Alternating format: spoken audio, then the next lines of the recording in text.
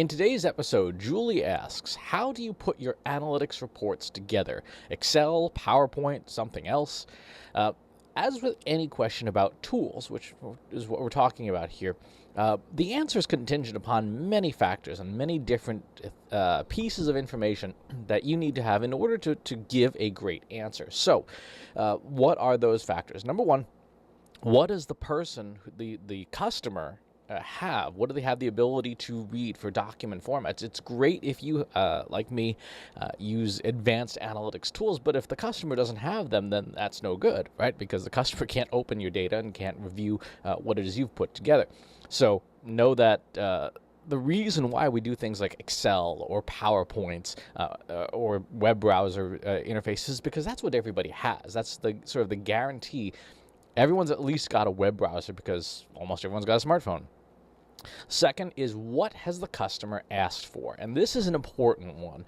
I did some work for a major telecom company a little while ago, and their senior executives liked to read on the plane. They were on planes all the time. And so everything had to be in like these 70-page Word documents. I'm like, this is really not the best way to present some of this information. And they said, nope, that's what the boss wants.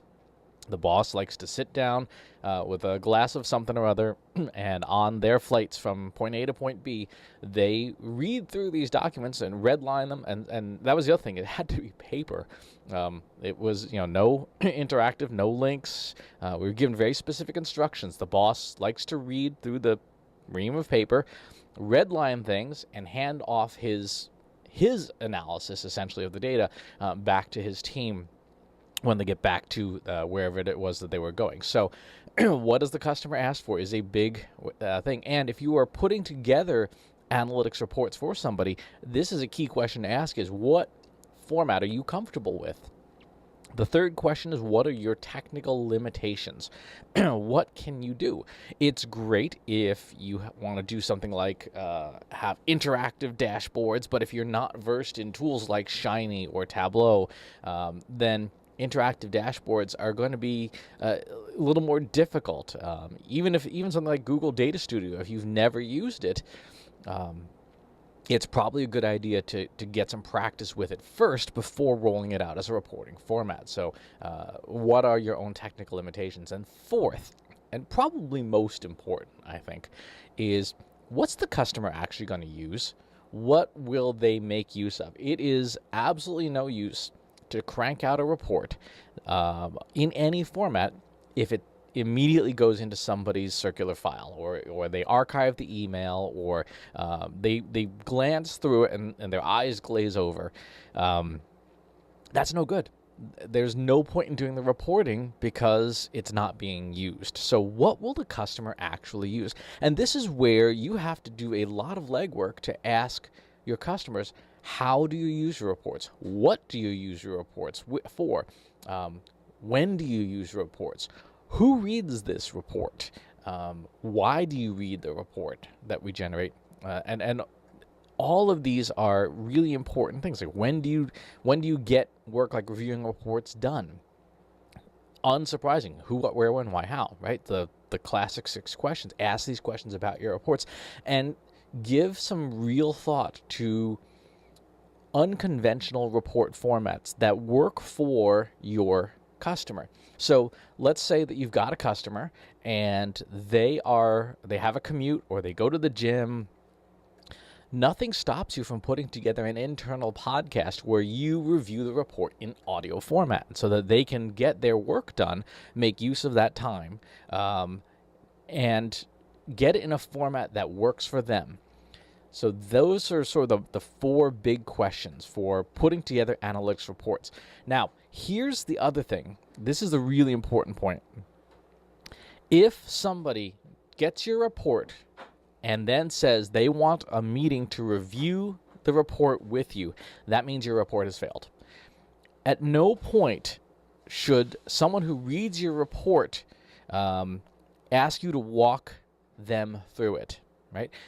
Follow-up questions are great. Follow-up questions meant they read the report, they got value out of it, and then they want to either dig deeper or they want a more thorough analysis of one point, but if they're just asking you to walk me through this report, your report has failed because it did not deliver what the person was asking for.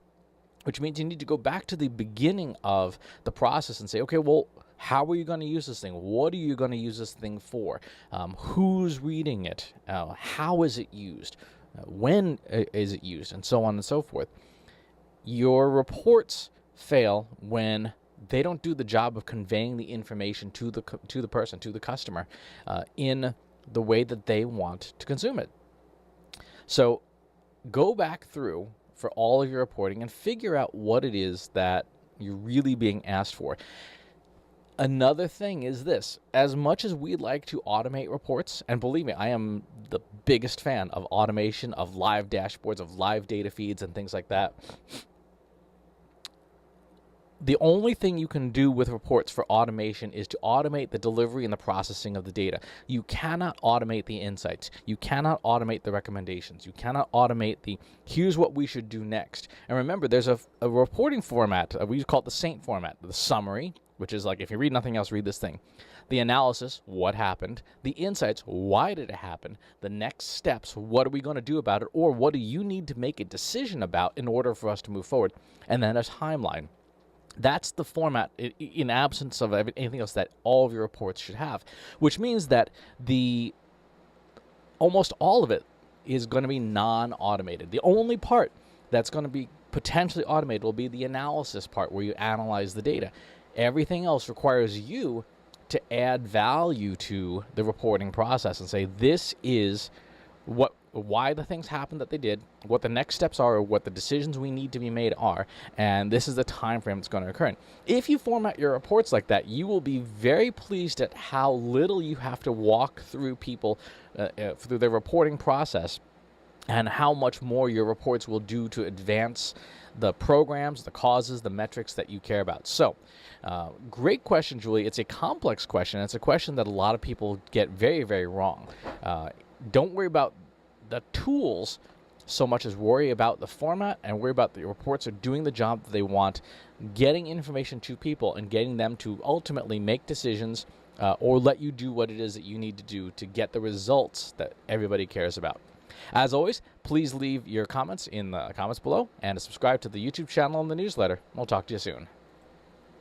Want help solving your company's data, analytics, and digital marketing problems? Visit trustinsights.ai today and let us know how we can help you.